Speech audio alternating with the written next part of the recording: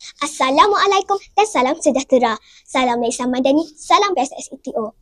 Anda kini sedang menyaksikan Warta ITO menerusi saluran TV PSS anda. Saya Mak Datuk Adawiyah Al-Amin binti Muhammad Azrani. Dan saya Wan Muhammad Mukri bin Wan Muhammad Faizal membawa berita terkini dan sensasi khas untuk anda. Pemimpin cilik beri wabah, sekolah sejahtera, pemimpin cilik berintegriti, murid sentiasa dihormati. Begitulah gambaran yang sesuai bagi Majlis Watikah Pelantikan Pemimpin Cilik yang telah berlangsung di SK Putrajaya Perusin 18-1 bertempat di Dewan Dimacu pada 25 Mac 2025. Majlis ini bukan sekadar simbolik penyampaian watikah tetapi juga satu amanah besar yang bakal digalas oleh pemimpin cilik yang telah dilantik dalam kalangan murid sepanjang tahun ini. Majlis yang penuh bersejarah ini telah disempurnakan oleh Inspektor Amirul Syahruddin, Pegawai Perhubungan Sekolah. Beliau turut memberikan watikah pelantikan kepada barisan pemimpin muda.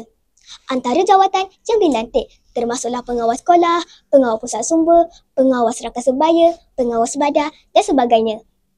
Dalam ucapannya, Inspektor Amirul Syahruddin telah menegaskan bahawa pemimpin bukan sekadar gelaran tetapi satu tanggungjawab yang menuntut kejujuran, keberanian dan kebijaksanaan. Ini sekadar satu penghormatan tetapi satu amanah besar yang perlu dipikul dengan penuh tanggungjawab, disiplin dan dedikasi.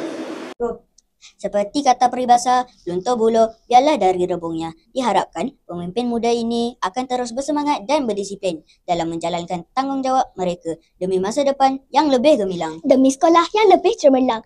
Sekian sahaja untuk berita kali ini. Semoga kepimpinan murid yang dilantik menjadi inspirasi kepada murid yang lain. Saya Mak Datuk Adawiyah Al-Amin binti Muhammad Azrani. Dan saya Wan Muhammad Mukri bin Wan Muhammad Faizal melaporkan untuk Warta ITO. Dari idea jadi realiti.